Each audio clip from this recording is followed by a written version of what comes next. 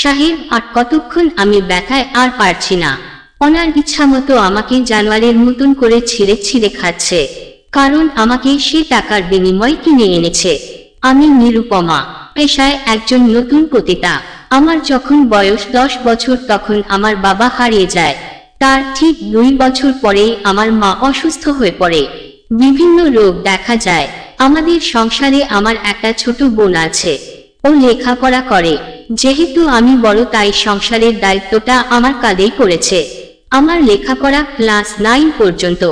অনেক জায়গায় চাকরির জন্য যাই, কিন্তু কোথাও চাকরি পাই না। যেখানে যাই সেখানে শুধু আমার দিকে চেয়ে থাকে। এদিকে মা অসুস্থ, আবার ছোট বোনের পড়াশোনা এবং সংসার খরচ অনেক। আমি ঘাবড়ে যাই, কারণ কোথাও চাকরি খুঁজে পাচ্ছি না। আমি ঢাকা বাড্ডাতে থাকি, আসি হাতির ঝিল। রাত হলে নাকি ওখানে অনেক মেয়ে আনাগোনা ছড়ায়। আমি একদিন রাত 12টার পরে বাধ্য হয়ে যাই ওই হাতির ঝিলে। দেখি ওখানে মানুষের অভাব নাই, অনেক ভালো ভালো মানুষ ওখানে আসে। সত্যি তখন আর বুঝতে আর কষ্ট হলো না। মানুষের ওপরে কত ভালো মানুষের ছোঁয়া, আর ভিতরে কত নোংরা মস্তিষ্কের মানুষ। হয়তো বা এই পথে না আসলে বুঝতে পারতাম না। ওখানে যাওয়ার পরে দেখি অনেক মানুষ আমার কাছে আসছে, বলছে যাবে নাকি। তখন আর কি করার আছে, আমিও বেছে নিলাম এই পথ। বাড়িতে অসুস্থ মা আর সংসার চালাতে গেলে আমার অন্য কোনো পথ ছিল না। এক ভদ্রলোক আমাকে বলল, তুমি এখানে বোরকা পরে কেন এসেছো? এখানে দেখছো সব মেয়েরা কত মেকআপ আর শর্ট পোশাক পরে এসেছে, তুমি কি নতুন এ লাইনে? আমি বললাম, জি সাহেব, আমি আজকেই প্রথম এই পথে। অনেকের দাঁড়িয়ে দাঁড়িয়ে চাকরি খুঁজেছি কিন্তু পায় নাই। শেষমেশ এই পথ বেছে নেওয়া ছাড়া আমার কোনো উপায় ছিল না। আচ্ছা যাই হোক, তোমার কত টাকা লাগবে আমাকে বলো। আমি বললাম, আমার তো অনেক টাকা লাগবে, আপনি তো দিতে পারবেন না। আপনি বলেন এক রাতের জন্য আপনি কত টাকা দিতে পারবেন?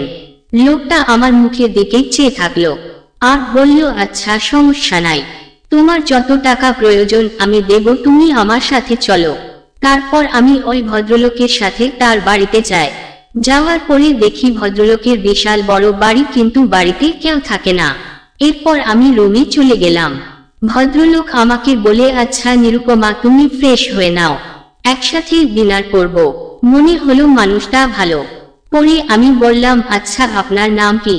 তখন ভদ্রলোকটা বলল, আমার নাম আরিয়ান। আমি বললাম, আপনার এত বড় বাড়ি, এত টাকা পয়সা, আপনার কেউ নাই কেন? আরিয়ান সাহেব বললেন, দেখো, টাকায় কখনো সুখ দিতে পারে না। আমার এত টাকা পয়সা থেকেও কোনো রক্তের মানুষ আমার কাছে নাই। তারপর উনি ড্রিঙ্কস করলো, আমাকেও বলল, খাইলে তুমি খেতে পারো। আমি বললাম, আমি এসব খাই না। উনি আমাকে নেশাগ্রস্ত হয়ে পাগলের মতো আমার সারা শরীরের বিভিন্ন জায়গায় আদর করতে লাগলো। উনার স্পর্শ পেতেই আমি শিহরিত হতে লাগলাম। উনি যখন আমার ভিতর প্রবেশ করলেন তখন আমার খুব ব্যথা লাগছিল, অনেক কষ্ট, কিন্তু কিছু করার নাই, আমি তার কাছে বিক্রি। সারা রাত আমাকে ভোগ করার পর ক্লান্ত হয়ে পড়ে। যখন শারীরিক চাহিদা মিটে যাওয়ার পরে দেখছি মানুষটা হঠাৎ কথা বলছে না। আমি বললাম, আরিয়ান স্যার, আপনি কি ঠিক আছেন? উনি কোনো কথার জবাব দিচ্ছে না। আমি অনেক ভয় পেয়ে গেলাম। এরপর আমি একটা হসপিটালে নিয়ে যাই। ডক্টর আমাকে বলে, উনি আপনার কি হয়? তখন কোনো কিছু না পেয়ে বললাম, আমি উনার স্ত্রী। পরের দিন সকালে আরিয়ানের জ্ঞান ফিরল। এবার আরিয়ান জ্ঞান ফেরার পরে দেখতে পেল মেয়েটা তার বুকের উপর মাথা দিয়ে ঘুমাচ্ছে। হুট করে মেয়েটার ঘুম ভেঙে গেল। এবার আরিয়ান বলল, সত্যি তুমি একটা মহান। যদি তুমি না থাকতে আজকে আমার কি হতো আমি নিজেও জানতাম না।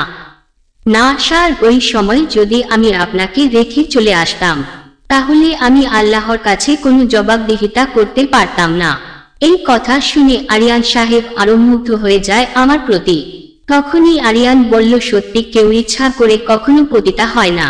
এই সমাজের মানুষের কারণেই একটা মেয়ে পতিতা হতে বাধ্য হয়।